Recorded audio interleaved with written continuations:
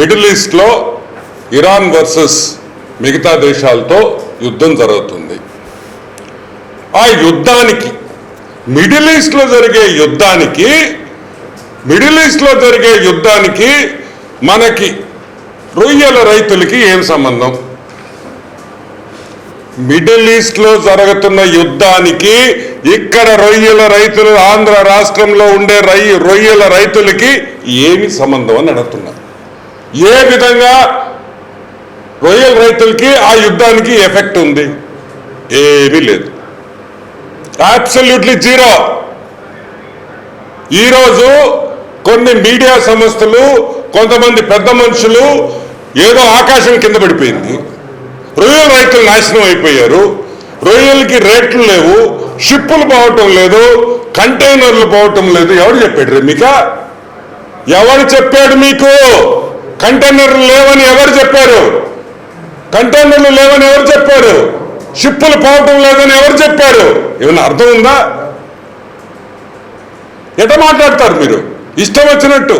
మీకు ఏమన్నా డౌట్లుంటే, మీకు ఏమన్నా అనుమానాలుంటే ఫోన్ చేయండి, చెప్తాం కదా. ఎఫెక్ట్ ఉందా లేదా? రొయ్యల రైతులకి ఎఫెక్ట్ అయితే మేమే చెప్తాం కదా. ఇంకా మీరు ఎత్తేసేయండి, షిప్పులు లేవు, కంటైనర్లు లేవు, ఏ యుద్ధం మేము చెప్తాం కదా. అది మా డ్యూటీ కదా. మా డ్యూటీ కూడా మీరు తీసుకుంటారా? మీరే చెప్పేయండి, రేట్లు కూడా మీరే ఫిక్స్ చేసేసేయండి, అన్నీ మీరే చేసేసేయండి. దేనికి గవర్నమెంట్ ఎందుకు? ఫిషరీస్ డిపార్ట్మెంట్ ఎందుకు? అప్సడా ఎందుకు? ఈరోజు మీరు చేసిన పనుల వల్ల, మీరు ఇచ్చిన ఫాల్స్ ఇన్ఫర్మేషన్ వల్ల, మీరు చేసిన తప్పుడు ప్రచారం వల్ల ఎంతమంది రొయ్యల రైతులు జీవితాలు మీరు నాశనం చేశారో మీకు తెలుసా మీకు? మీరు చెప్పిన మాటలు విని భయపడిపోయి సగానికి సగం మంది రొయ్యలు అమ్మేశారు. మొన్న వేసినారు, ఎంత నష్టపోయారో ఒకసారి ఆలోచించారు. నేను అడిగేది ఒకటే, నేను ఎందుకు కోపంగా మాట్లాడుతున్నానంటే, మీరు మీడియా కానీ, పేపర్ కానీ, ఎవరైనా కానీ, సోషల్ మీడియా కానీ, మీరు రెస్పాన్సిబుల్గా ఉండాలి. మీరు చేసే వార్త ఒక కుటుంబాన్ని చెడపకూడదు. అది మంచిది కాదు, మీకు మంచిది కాదు. అది ఏ విధంగా మీరు ప్రచారం చేస్తారు అంటే మీరే డిసైడ్ చేసేస్తారా? ఈ కంటైనర్లు లేవు, మీకు ఎవరు చెప్పారో కంటైనర్లు లేవని? షిప్పింగ్ కంపెనీ వాళ్ళు ఏమన్నా మీరు ఫోన్ చేసి చెప్పారా కంటైనర్లు లేవని? అర్థం లేని వార్తలు.